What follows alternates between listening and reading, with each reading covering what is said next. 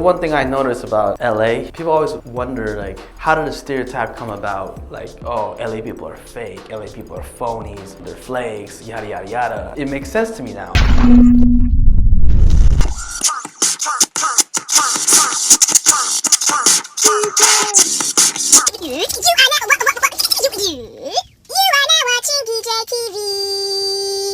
Being born and raised out here, living out here, being an LA native, this is my insights from an LA native's point of view, right? From an LA native's perspective. I'm gonna be real, it's not LA native. It's like when people say, oh, LA people are fake, they're referring to the people that moved to LA from like whatever the town you're from, Buford, Wyoming, you know, fucking Boise, Idaho. The people from other states, other cities that moved to LA to aspire to become an actor or actress.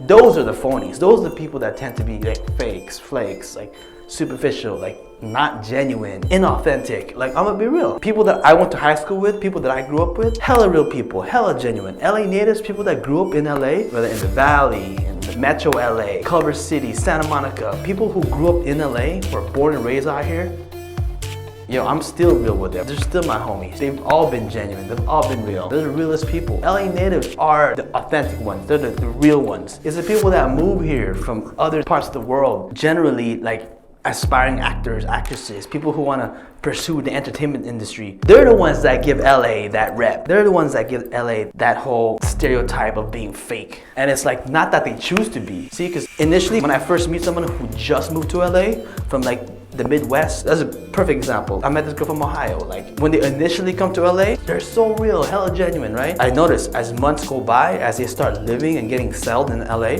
all of a sudden they get hit with the LA curse. All of a sudden they become fake.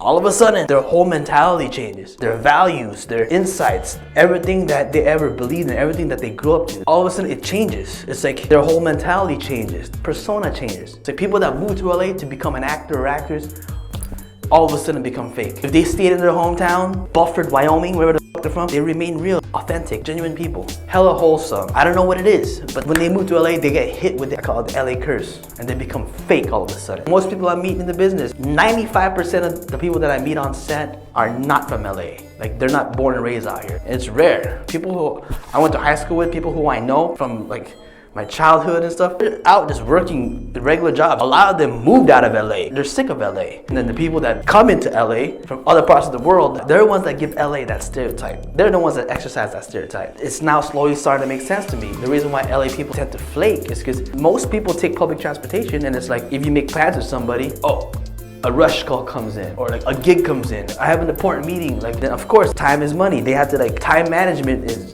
crucial in LA, because LA is hella traffic. Like, I spend most of my day in my car stuck in traffic. If something pops up, like a rush call especially, or like their agent calls, you think you could be at this shoot right now, like there's a rush call, or you think you could do this audition right now, and whatever plans they made with whoever, rain check, they have to postpone, you know, sorry, I can't make it today, we'll hang out some other time. And then they flake. And to factor in also traffic, so it's like, okay, I gotta take an Uber or take a bus to get there, spend an hour of lunch, and then I gotta take another bus to come back. That's like 3 hours of the day right there already. When it's like, I could just do this, stay productive, and you know what I mean? And then they would rather, of course, we're here to pursue our careers. If it's something that's more productive, then they would choose whatever's productive over hanging out with somebody. You know what I mean? So that's why LA people, when I say LA people, I'm talking about people that move to LA. I'm not talking about LA natives. So LA people, aspiring actors as models that move to LA, they're the ones that tend to be fake and flaky. And on top of that, the media is what brainwashes everybody to be so superficial and like materialistic and like hella statusy. Like, oh, if you're not this, if you're not that, if you don't rank in some kind of status, then I don't want nothing to do with you. You know, and that's just the LA life, folks. But you know, after a while, being in the business, living out here, I've just gotten used to it, you know what I mean? It's just something you kind of just get used to. Like I said, folks, you gotta be dedicated in what you do. Always be submitting. You gotta be dedicated to the craft. I'm gonna be real, being in this business for almost 8 years, 2020, this would make 8 years. Because I got signed with my agency in 2012. I had my first principal speaking role 2013. So technically, once I get signed with my agent, that's when I start officially. I was doing background and being an extra 2008, 2009. but I don't count that as my acting endeavors. My very first acting gig was 2013. 2012 was when I got signed with my very first talent agency. So I would count 2012 as my first year of acting. I'm going on my 8th year of acting. I've been in this business for a minute, you know? Something I learned is like every time I do background or when I work on set and all these different movies and TV shows I've worked on, commercials, music videos, you meet a lot of people, okay? A lot of people. A lot of people have the same aspirations, same ambitions and all that. And everyone wants to be an actor. Everyone wants to do this, do that, you know? But the thing is, who is really talented? You know what I'm saying?